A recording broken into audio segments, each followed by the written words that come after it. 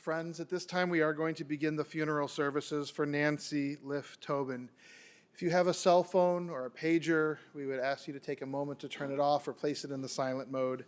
And officiating today's services will be Rabbi Jeffrey Weil from Ezra Haponim, the Niles Township Jewish Congregation.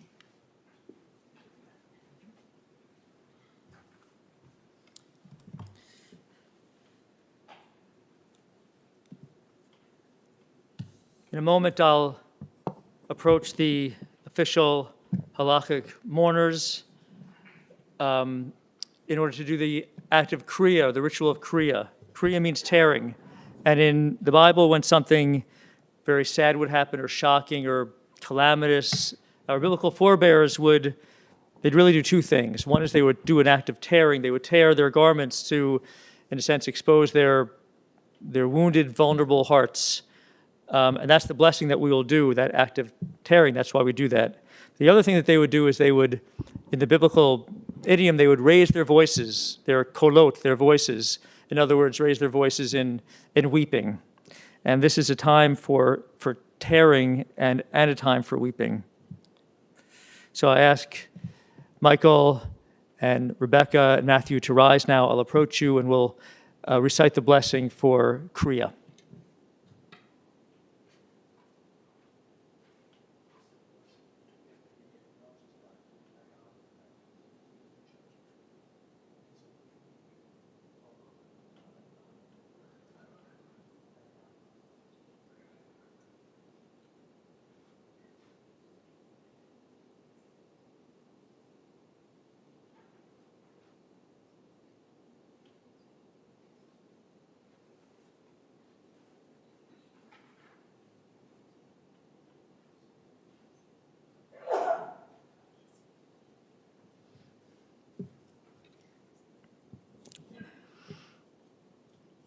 O God, you have been our refuge in every generation. Before the mountains came into being, before you brought forth the earth and the entire universe, from eternity unto eternity, you are God. And as for us, you turn us to repentance, saying, Shuvu b'nei Adam, return, O mortal ones. The psalmist says that the days of our years are 70, or by reason of strength, perhaps 80, more or less. Regardless, 1,000 years in God's sight are but as yesterday when past. Teach us, O God, therefore, to number our days, number the days and count the days, and be aware and present for the days that we do have in our lives, that we may attain a heart of wisdom. And may your favor, O God, be upon us. Establish the work of our hands, that it may long endure. Truly, the work of Nancy Tobin's hands was her home and her family, which was her sole desire, her greatest desire in life. And she, with them, successfully built that and attained that. Our literature, our holy literature, the Bible, beyond that, always has something to say for all the aspects, all the moments of our lives, the times of joy and the times of sadness as well. And common for a time like this, for a time of sadness, is the 23rd Psalm, which you'll find in our handouts. I will read it first in Hebrew, and then we can read it together in English. Adonai ro'i lo exar, bin ot desha yarbitzeni, al mei menuchot yinahaleni nafshi yeshovev. Yancheni v'magle tzedek leman shemo. Gam ki elech b'geit salmavet lo irara ki ata imadi. Shivtecha mishantecha hema inachamuni. Ta'aroch fanai shulchan neged sorai, Dishanta v'shemen roshi kosi revaya. Ach tov v'chesed yerdefuni kol yemei chaya. V'shafti b'veit Adonai la'orech yamim. Together. The Lord is my shepherd, I shall not want. He maketh me to lie down in green pastures. He leadeth me beside the still waters. He restoreth my soul. He leadeth me in the paths of righteousness for his name's sake. Yea, though I walk through the valley of the shadow of death, I will fear no evil, for thou art with me. Thy rod and thy staff, they comfort me. Thou preparest a table before me in the presence of mine enemies. Thou anointest my head with oil, my cup runneth over. Surely goodness and mercy shall follow me all the days of my life, and I will dwell in the house of the Lord forever.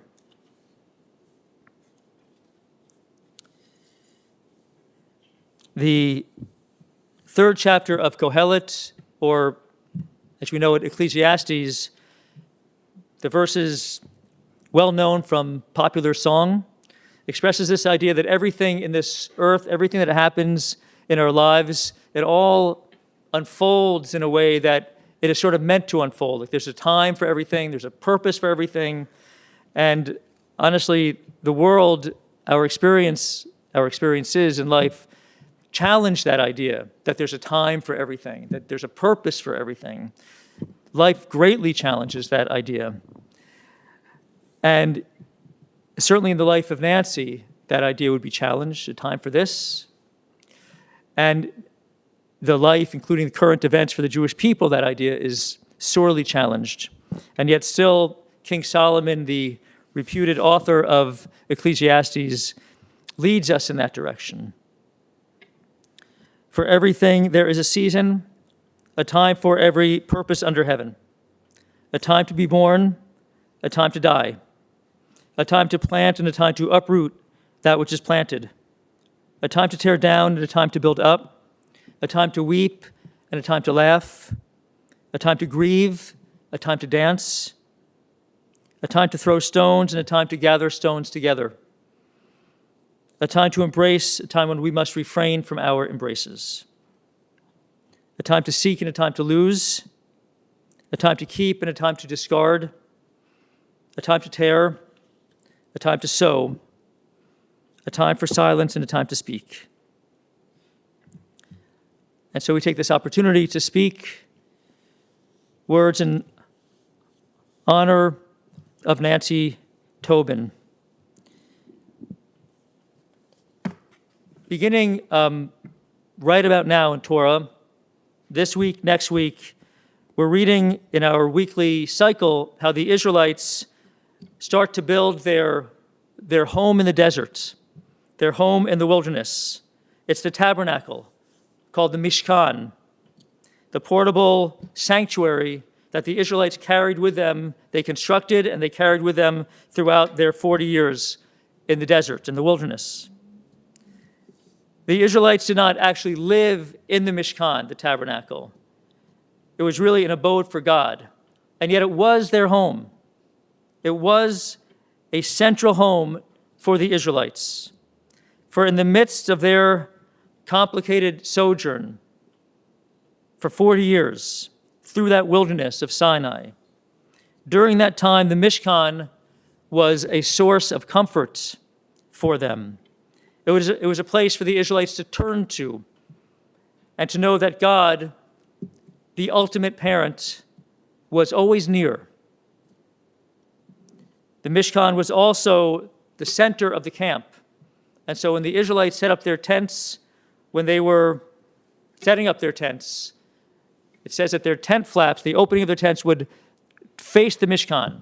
So when they woke up in the morning and they left their tents, everybody could see that central place, that source of comfort, that one home for the entire nation. Nancy's life, her life's work and her mission in life was to create and build a home. She wanted a home. She wanted children. And with Michael, her husband, they created and attained both, home and family. Children, son-in-law, a couple grandchildren too. It all began for her in the home in which she was raised. Nancy was the oldest child of Earl and Elaine Liff. She was born while Earl was serving overseas during the Korean War. He was actually in Okinawa at that time. She was older sister to Michael and to Susie. May all of their memories now be for blessing. Their home in Highland Park was a happy, stable, and loving home, and it was an active home. Nancy began skiing at 10 years old, and she was a beautiful skier. She was good at it, like her father in particular. Only years later did she reveal that she never really actually loved to ski. She was an oldest child, daughter, and as such, she felt the great weight of responsibility for her family, for her younger siblings, and also for her parents as well, as the years went on. That sense of obligation grew more intense when hardship arrived. First, Susie suffered from her accident when Nancy was 19. I think Susie was just 13 years old. Source of great worry for the family and for Nancy. And this was followed by Michael and Susie's mental health struggles. All of that was occurring just as Nancy was really entering adulthood and trying to establish herself in the world, sort of branch off. This is a sharp contrast, really, when you think about it. One could maybe imagine that she's looking forward, eager to create that home and eager to create that future, and yet also being compelled to keep a close and wary eye on Michael and Susie and her parents and so forth. There's a tension there, perhaps a struggle.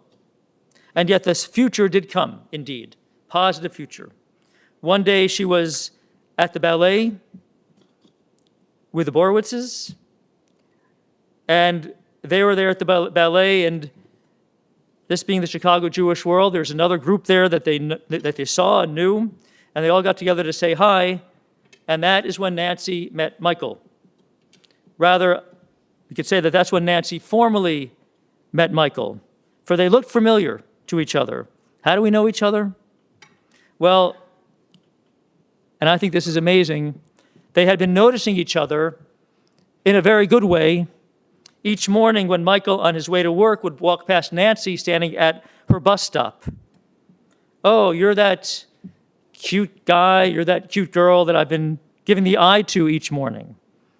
And voila, there they were in the same clutch of folks at the ballet. It's a very sweet story. Perhaps their meeting was actually destined to happen. Their families had traveled in similar circles. But they certainly did not know that when they were seeing each other on the street each morning. That's just the stars aligning. Nancy in those days would wear 4-inch heels. Regardless, she began walking in them to work with Michael. That's love, I would say. Yes, she saved money on bus fare, and she also gained something else. Him, Michael. For their first date, they went to see the movie Grease. That's a pretty romantic movie, actually. One morning, after a few weeks of walking together, as they were about to say goodbye on the sidewalk, Michael turned to Nancy and said, "You can't leave until you agree to marry me." She agreed. And so he let her go, but not really, for they spent the next several decades together. It would be, I think, 46 years in April. That afternoon, after the morning that they agreed to be married, Michael took Nancy to another movie, Animal House. Not so romantic. Either way, Nancy and Michael were at the beginning of their romance, and they established that home that Nancy eagerly desired. The home and their family was complete with Rebecca and Matthew. Nancy, meanwhile, continued to seek the welfare of and to worry about her brother and her sister. This proved ultimately impossible. And just as Nancy and Michael Rebecca and Matthew were thriving, Michael and Susie were really struggling, and as we know, they died much too young, both of them. This is a lot of pain. This is some significant pain for Nancy. Still really a young woman. That pain must have been enormous, although there was not a lot of discussion about it. Nancy continued to, as she always did, direct her energy and her time towards the family, always concerned about her parents, and also, of course, always concerned about her kids. Her world revolved around Becca and Matt. As a mother, she was devoted and she was doting. She didn't need to do a whole lot of disciplining, for they were very well-behaved children, excellent students. Each morning, Michael would wake up, get out of bed first, and make coffee for Nancy, and then set out breakfast for Rebecca and Matthew. Nancy would then emerge, and she would drive them to school. And she'd pick them up several hours later. They took the bus sometimes, but not very often. In the interim, during those hours, what would she do? She would read. She was a big reader. Or she'd bake, perhaps, particularly if a holiday like Thanksgiving was coming up. She was also, in Michael's turn of phrase, a, quote, masterful shopper, unquote. And she was always very well turned out. She appreciated fine clothes. She was skilled at finding good deals. And her outfits were fairly reliable, really nice, a lot of black and white, with perhaps a splash of color in a scarf. Nancy also, through Rebecca's and Matthew's activities, forged close and enduring relationships with other moms, particularly Eileen and Nancy, a different Nancy, and Linda as well, and others. And she was one of those parents who was, and with every group of kids, there's like one or two parents like this, she was really interested and really cared about her children's friends. And she would end up knowing a lot about them, more so than most parents. That is actually a very admirable quality. To care about others, to be interested, to know what's going on in their lives.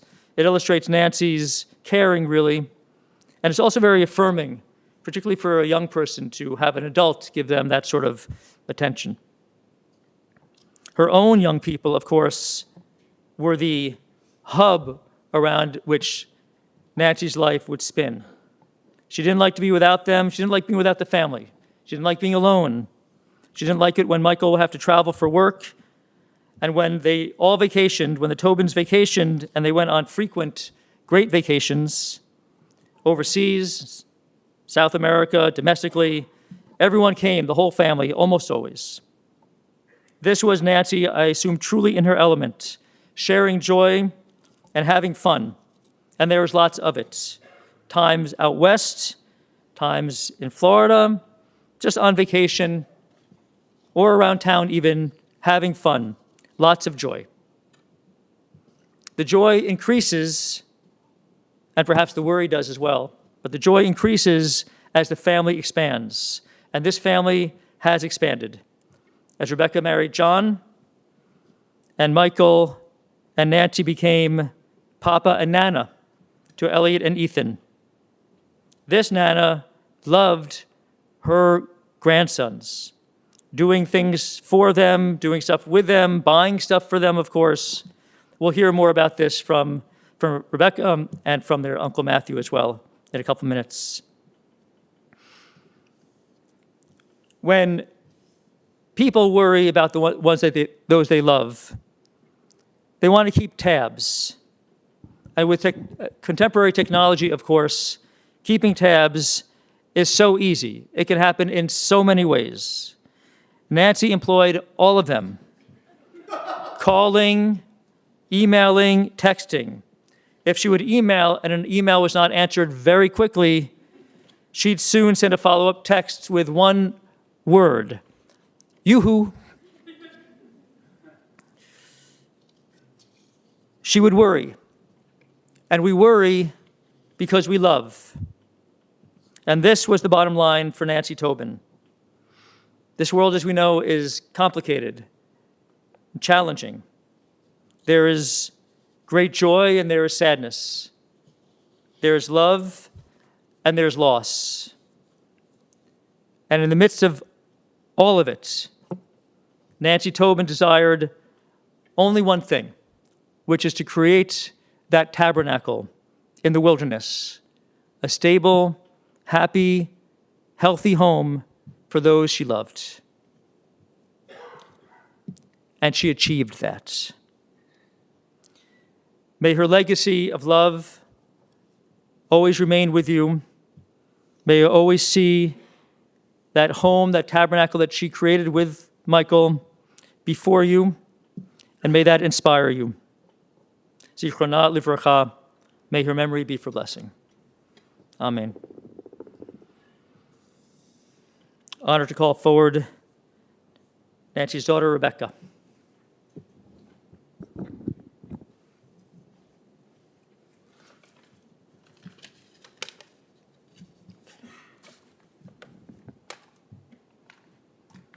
Hello. Thank you all for being here today to remember my mom. She may never have worked a real job during my lifetime, but she was more dedicated to her job of being a mom and eventually a grandma than anyone I know. Her purpose in life was to take care of her family and friends, and that meant she wore many different hats. So today, I'm going to talk about her job description, for it was long and complex. First and foremost, as you just heard, she was Chief Protection Officer, AKA neurotic Jewish mother. Anyone who knew my mom knew that she was a worrier and was overprotective, even when she didn't need to be. Let's be honest, I've always been a good kid who didn't get into trouble. What did being Chief Protection Officer entail, you might ask? Well, it showed up in numerous ways over the course of my life. When I first started driving, for example, I had to call her on my Nokia phone, you know, the one we all had that was indestructible, which ironically enough, my friend Leslie, who couldn't be here today because she's in DC, texted a message this morning to my friends that this phone is now in a museum. So that is how old we are. But I used that indestructible Nokia phone anytime I arrived at a destination, when I got to a friend's house or the mall or a restaurant. When I traveled, I would have to call or text her to let her know my flight had landed. In recent years, I would tell her that I have a husband who I can text to notify of my arrival. So she gave a little wiggle room and would just ask for my flight info so she could track it. She would always consult Dr. Google and convince herself that a headache might or must be a brain tumor. Luckily, it never was, and it was just her tendency to jump to the worst possible outcome. I might have perished from listeria or E. coli had she not always sent me the latest news articles and food recalls. I lost my place. I guess I better keep my eye out for those recalls now. This fall, before I went to Iceland, she was sending me articles about volcanic eruptions there and about someone who died in an ice cave collapse. She was very concerned I would also be trapped in an ice cave as we were going on an ice cave tour. I'm happy to say I survived the ice cave tour, and it was one of my favorite things that we did there. All in all, as Chief Protection Officer, my mom always kept me safe, no matter how annoying she was about it. Another aspect of her job was head pastry chef. While I might have always complained no matter what she said she was making for dinner, which now I feel the pain of having to make dinner myself, I never complained about anything she baked. She loved to bake all sorts of things, and she passed along her love of baking to me. She taught me the ins and outs of baking, and I would still call her to this day and ask her advice about the recipes I was baking. She liked to share recipes as well and would frequently send me recipes she thought I would like. Funnily enough, she often sent me New York Times recipes that I'd already actually saved. Great minds think alike. Over the years, I've made sure to save all of my favorite baking recipes that she makes so I can continue to make them as well. My mom was also stylist and fashion correspondent. I got my love of fashion and shopping from my mom, who got it from her mom, my Nanny Elaine. From the time I was a toddler, dressed in Sonia Rykiel clothes or a Burberry coat, or wearing a flower girl gown from New York, my mom always made sure I was decked out. She bought me this dress as well. We loved to go shopping together and even had traditions associated with it. In high school, my mom would always treat me to a weekend in the city with Nancy and Michelle frequently after finals, during which we'd mostly just shop. Even as an adult, we would still have these outings. The last one was a year or two after she got sick. Despite her not feeling that great and being tired, she still made it for a whole long day of shopping with me and a stay at the peninsula. We also just like to share both beautiful and ridiculous fashion with each other. We'd often text each other links to gorgeous dresses or insane designer fashion items, like most recently, a pair of what are basically denim underwear for sale for over $1,000, or Loewe heels that looked like a broken egg. One of my favorite quotes from Schitt's Creek is when Alexis asks her mother, "What's your favorite season?" And Moira responds, "Awards." My mom and I love to talk about the fashion during awards season. The Oscars was our Super Bowl. Even if we weren't watching it together, we'd text each other the whole night talking about whose dresses or jewelry we liked the best and who looked terrible. To the very end of her life, my mom was still shopping. Where she was planning to wear some of the things she bought, I have no clue, but it brought her joy to shop both for herself and for all of us. In addition to my love for fashion, I also got my mom's love for travel. Another bullet point on her job description was travel agent. I feel very fortunate to have gone on many amazing trips growing up. Mostly because of my parents that I've been to 20 countries, and all the trips were pretty much planned by my mom. From our first international trip to Denmark to our last trip together to France, my mom made sure we had a top-notch experience. Both John and my kids went on their first trips to Europe because of my mom. John to Germany, and the kids and John to France this past summer. For better or worse, she's also completely spoiled my children and set the bar so high for travel that it can only go down from here. When we went to France, she was convinced the kids could never possibly survive flying overnight in economy, so they were treated to their first international business class experience. And from there, we stayed in a beautiful hotel and then onto our private barge for an amazing week in Burgundy. My children are in for a rude awakening after that. Speaking of my children, the last aspect of my mom's job that I'll touch on was her role as Nana, the role she loved the most. My mom loved nothing more than spending time with Elliot and Ethan. She wanted to see them all the time, often more than we would have liked, but it was one of the things that truly made her happy. She spoiled them rotten, as a grandma should, but I used to joke that she'd have to buy us a bigger house to fit all the toys that she bought for the kids. Every year, we would nicely ask her to not buy so many things for their birthdays and the holidays, but every year she would still show up with too many gifts. She also almost always showed up to our house with some sort of treat, a cookie, a cupcake, candy, etc. This was such a regular occurrence that the kids were shocked and downtrodden if she arrived empty-handed. They got to have sleepovers at my parents' house, which they always liked, but I know my mom liked them even more, especially since my dad was the one who dealt with disturbances in the middle of the night and early morning wake-ups. Even at the very end of her life, when she was confused and not always so nice to the rest of us, she perked up when she saw or talked to the kids, and you could tell they cheered her up. As Ethan says now, she's not alive here, but she's in heaven watching us. My mom may have driven us all crazy from time to time, but I was lucky to have her, and she was the best mom I could have ever asked for. I love her, and I will miss her every day.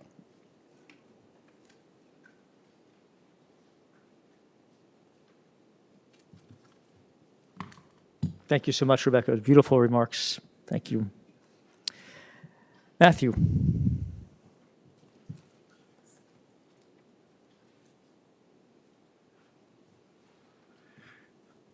You'll hear some similar themes in my speech as well. One second here. I could not get it to print at home, so I have to bring it up like the millennial I am on my phone. For those of you that don't know, or seemingly as you all seem to know as you made comments about it when you entered, I was in Kenya when my mom passed away.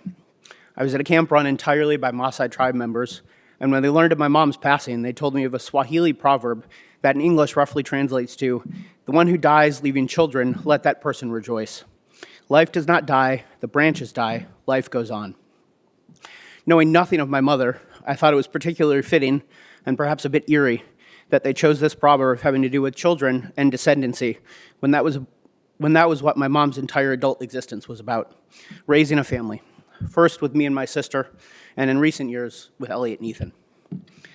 If you were to ask my mom what her favorite thing to do was, I would be willing to bet one of the first things, as my sister alluded to, was shopping. She liked to shop so much, it became comical over the last 2 months as her health declined, when my sister, my dad, and I spent weeks just returning things that she would never be able to use or wear. She loved to shop so much that still somehow managed to buy things off Amazon from the hospital when she was so confused that she couldn't even remember how to use her phone. But things kept showing up to the house. More than buying things for herself, she loved to spoil my 2 nephews. Whether it was some kind of treat for no apparent reason, or, as my sister mentioned, about 50 people's worth of gifts for a birthday or a holiday, my mom loved shopping for Elliot and Ethan. Despite her worsening health over the last few years, her greatest joy was getting to spend time with the 2 of them. If it were up to her, she would have spent every day with them, much to John and Rebecca's chagrin. Whether to bring them gifts or simply to just sit there and watch them play, she got more joy out of that than anything else. She never really had many hobbies in the traditional sense of the word, but if she had a hobby at the end of her life, it was spoiling her grandkids. She was the doting grandmother that any child would wish to have. As my friends and coworkers know, I tend to be a fairly big gossip. Not a gossip in the sense that I like to talk about everybody's business, though that often comes with the territory, but a gossip in the sense that I typically know all of the drama going on in the lives of the people around me. I would argue that it's a cultivated effort on my part to know those things, if for no other reason than I'm curious. But if you look back at the heart of it, it stems from being a product of my mother. Growing up, she was the same way. She always knew who everyone was, she knew everybody's business, and always knew everything before anybody else did. She was plugged in with the moms of the community of Highland Park as if it were some underground network. My coworkers joke with me about how I seem to know everyone in the hospital, which I largely do, but in no small part, it's because that was the model I grew up with around with my mom. Speaking of working in the hospital, despite 9 years of medical and graduate school and now 5 years of actually working as a physician, my mom is and was still a more knowledgeable doctor than I am. No matter how many times she would call or text me with medical questions, she still knew more than I did because she read about it online or in the newspaper. Google, the New York Times, or whatever other news source she was reading for the day always was right, and I was always wrong. Despite all of my efforts, I could never quite convince her that sometimes I might actually know what I was talking about. Growing up, we always had dogs. First, it was Fluffy and Maggie, the first of which ran away and we eventually had to give up, and the second of which we ended up giving to another family in the area because she wasn't quite a good fit with the little kids. With this decision ultimately getting us banned from the shelter Orphans of the Storm because they didn't quite get to vet the family we gave Maggie to. After these misadventures, we finally got Spencer, a dog we had for most of my childhood, who we had until I was, I think, in high school. When Spencer died, my parents, and more specifically my mom, was not interested in getting another dog. She said it was too much work, despite never actually taking care of any of the dogs, and she didn't want one. This was until around Thanksgiving time, a few years later, when she heard about a new puppy that one of the ladies at the salon who did her nails was familiar with, as she was dating our former vet at the time. She saw a picture of the dog and made the mistake of telling my dad and I about it. Several days later, my dad comes in the morning and he goes, "I went to see the dog." My mom and I, of course, had to go see the dog ourselves, and what went from being maybe we'll just take the dog home for a few days became 14 years of having our most recent dog, Teddy. When Teddy passed away very quickly this past January, my mom was again adamant that she was never getting another dog.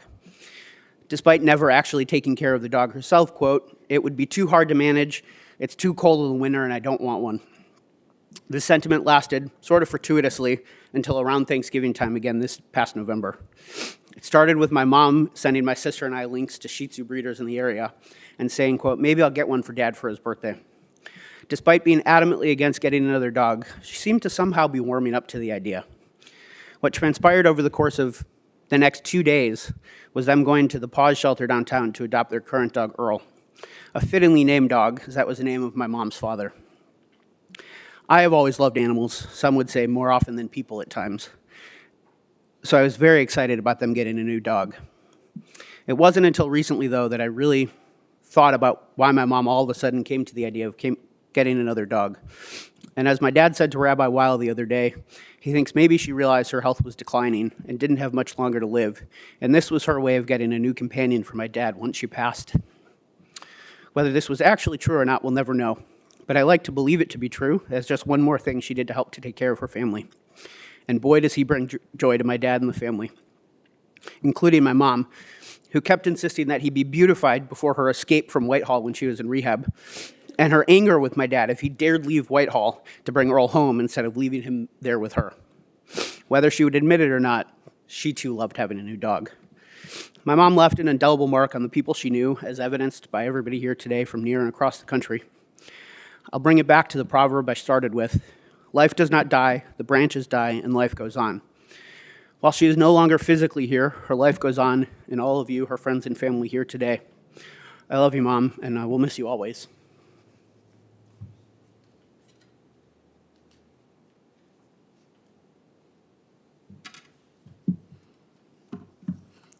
Thank you, Matthew. Matthew and Rebecca, there's a very colorful, beautiful, loving tributes to your mom. So thank you for sharing all that.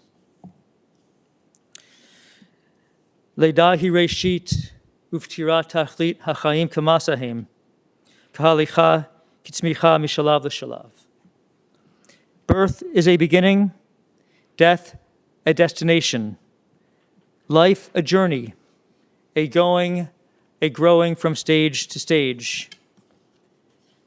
Now the life journey of Nancy Tobin has reached its end.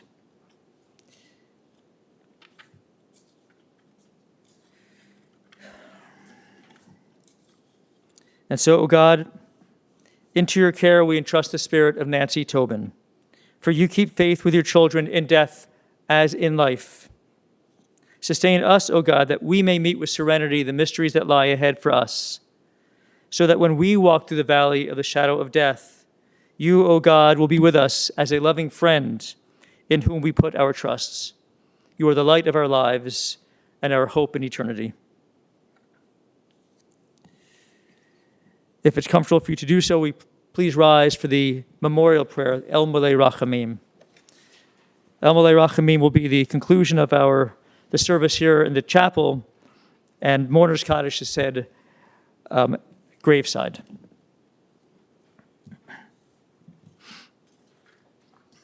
El Malei Rachamim, Shochein Bamromim, Hamitzei Menucha Nechona Tachat Kanfei Hashchina, Im Kedoshim Utohorim, Kezohar Rakia Masirim, Et Nishmat Yikara Shalanu Shalcha Le'olama. Baal Harachamim Yasireha, Beseter Knafav Le'olamim, V'yitzor B'tzor HaChaim Et Nishmata. Adonai Hunechalata V'tal Nuach B'Shalom, Al Mishkava V'nomar. Amen. Compassionate God, eternal Spirit of the universe, grant perfect rest in your sheltering presence with the holy and the pure who shine like the light of the heavens to Nancy Tobin, who has entered eternity.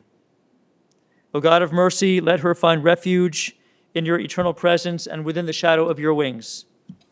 Let her soul be bound up in the bond of everlasting life. God is her inheritance. May she rest in peace, and we say, Amen. You may be seated.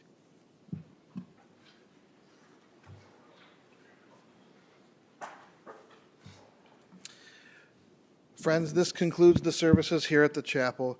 The interment and burial services will continue at Memorial Park Cemetery here in Skokie. For those of you traveling with us to the cemetery, please do keep the following safety precautions in mind. Please make sure that your bright headlights and your four-way hazard flashes are on at all times. Please be sure to obtain an orange funeral safety sticker for your windshield, and we will also be providing several of the cars in the procession with a magnetic orange flag to be placed on top of your car. Please travel as close as safety permits to the car in front of you to avoid any gaps in our procession. And for your own safety and security, I would suggest not speaking or texting while driving to the cemetery and the funeral procession. Following the interment, the family will be returning to the Tobin residence at 457 Ashland Place in Highland Park.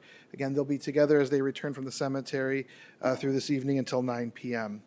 The family has also requested that any memorial contributions in Nancy's memory to the Joan and Calvin J. Tobin Scholarship at the University of Michigan, go blue, right? Okay. All of that information, as well as the information about Shiva, is available in the service folder that you should have received when you came into the chapel today. And for those of you joining us online, that information is also available on our website. The following individuals have been asked to serve as pallbearers: Matthew Tobin, John Feldman, Howard London, Alan Nusenow, David Dio, and John Ungerleider. At this time, I would ask everyone to please rise and stand in place as we escort the family and the rabbi and the casket from the chapel. And if I could ask the pallbearers to please come forward to my right. Thank you.